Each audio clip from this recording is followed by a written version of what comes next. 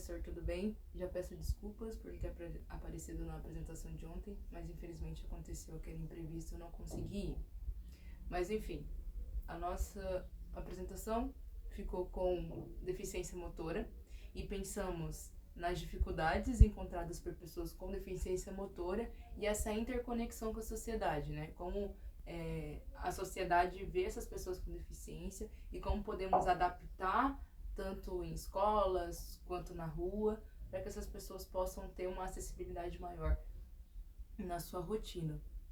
E pensando um pouco sobre deficiência motora, a gente vem com um conceito que deficiência motora caracteriza pelos impedimentos dos movimentos e na coordenação de membros tanto inferiores quanto superiores, e o quanto eles necessitam dessas adaptações para o seu cotidiano.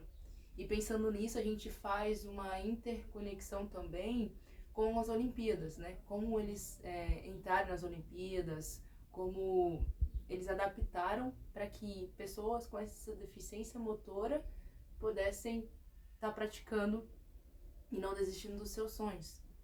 E aí pensamos como esses espaços podem ser adaptados também para pessoas com deficiência, né? Como rampas, como os banheiros, né? Como as sinalizações também, né? Como a gente já viu várias situações de carros para pessoas com deficiência estacionarem seus carros, as rampas para que eles possam subir, né? A gente vê locais onde só tem escadas hoje em dia, os próprios ônibus também hoje em dia estão mais acessíveis para pessoas com deficiência motora, né? Mas pensando em deficiência motora, a gente não se minimiza apenas em cadeirantes, a gente sabe que tem pessoas que têm membros amputados, né? Enfim, várias variantes. E aí a gente na deficiência motora nas Olimpíadas, né? Que começou em 1948, né? Nos Jogos Olímpicos de Londres, que a primeira competição em cadeira de rodas foi em Mandeville, né? São eventos realizados a cada 4 anos para atletas com deficiência.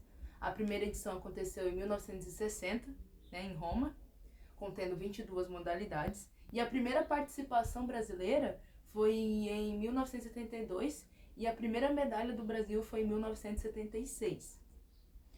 E quais as modalidades nas Olimpíadas? As modalidades paralímpicas são criadas a partir das convencionais, né? Tanto o handebol, atletismo, basquete, todas as modalidades que julgamos comuns são também nas Paralimpíadas, só que de formas adaptadas com as necessidades de cada portador, respeitando, claro, suas limitações e as características. E tem os mais famosos é o handebol em cadeira de rodas, né? Esta modalidade pode ser praticada por pessoas com deficiência por membros inferiores, né, como paraplégicos, devido à lesão medular, sequela da poliomielite, uma formação congênita e outros fatores que provovam limitação física e motora, e ele segue o mesmo a rotatividade do handebol normal. E tem o surf adaptado, né, que pode ser praticado por todos os tipos de deficiência, tanto visual quanto física e intelectual.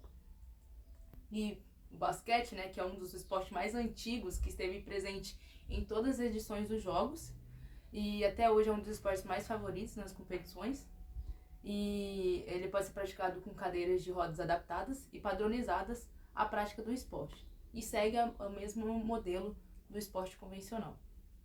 E claro, o voleibol sentado, né, muito praticado por pessoas paraplégicos sem muitos movimentos dos membros inferiores. Muitos têm movimentos do membro inferior, mas é muito pouco, bem pouco. E segue quase as mesmas sequências do esporte tradicional, né? Eles só não podem levantar o glúteo do chão, mas o manchete, bloqueio, segue normalmente. E agora a gente tem alguns atletas, né, com deficiência motora, brasileiros. Tem o Daniel Dias, que nasceu em São Paulo, que tem uma má formação nos membros superiores e da perna direita. Ele começou na natação aos 16 anos. Ele tem 24 medalhas paralímpicas. Ele tem 6 recordes mundiais e 14 títulos. Temos a Depa Malik, se tornou a primeira medalhista paralímpica do país após competir nos Jogos em 2016. E aos 6 anos de idade retirou um tumor da coluna, que acabou reaparecendo em 1999, 3 cirurgias na espinha dorsal, comprometendo o movimento das suas pernas. E aos 30 anos começou a nadar e depois descobriu o arremesso de peso.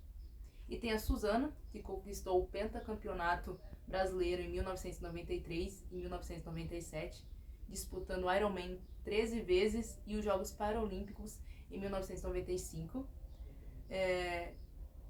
E foi nesse mesmo ano que foi diagnosticada com atrofia nos múltiplos sistemas, uma doença degenerativa grave e sem cura que vai paralisando o corpo.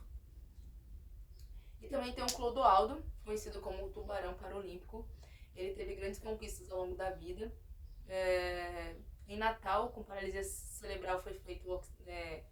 com paralisia, ele tem paralisia cerebral por falta de oxigênio no parto. Ele teve o movimento das pernas e a coordenação motora comprometida. E é isso, eu falei um pouco sobre os atletas e as modalidades esportivas. E muito obrigada, professor. E é isso.